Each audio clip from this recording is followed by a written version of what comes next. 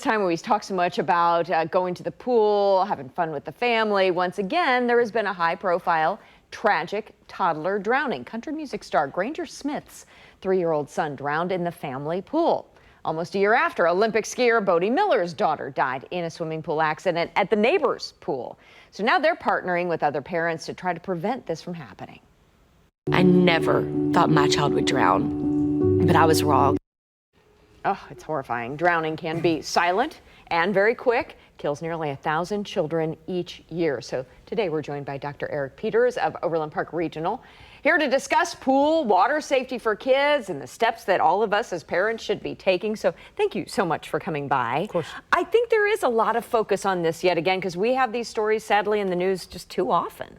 Oh, it's tragic every time it happens. And so every summer it's important to get the word out, make people aware, new parents especially, because the toddlers, those children less than 4, are at the highest risk. So newborn to 4 is really who's at risk most? Right, they're the ones that are mobile enough to just kind of disappear for a few seconds, and that's literally all it takes to drown, whether that's in a pool or a shallow pond, or for the really small kids, even a bucket of soapy water you use to wash your car. Isn't that something? Just a few inches of water can do it. Yeah, 2 inches in a bathtub is enough for the smallest babies.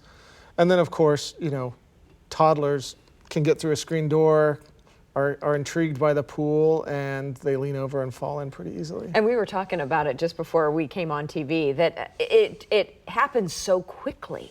It's so fast. I've had parents and grandparents tell me they've actually seen the child fall in the pool, and in the few seconds it took to get over, pull them out of the pool, they're already blue and not breathing and require some type of resuscitation. So it's horrifying, and it's incredibly fast. You got to be extra diligent this time of year. And I think what's interesting is this latest surge of superstars that are talking about it after their own loss. Their big push is that it's so quiet. And see, we think movies, right? And you're flailing your arms and you're screaming for help.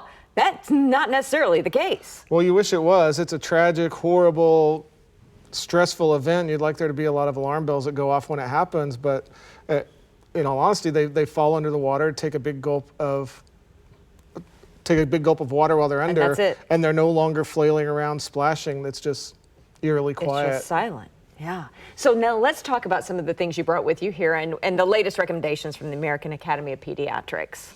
Right. I mean, the recommendations are common sense. It's Coast Guard approved flotation devices. So it has to have this symbol on it, make sure. Right, or other life jackets, instead of relying on old school inner tubes and noodles for the smaller kids. This is not a life-saving device. Yeah, and it's about getting your younger kids swim lessons as soon as you think you can, and knowing your CPR and those common sense type things. It's also about fences around pools, locks that children can't reach.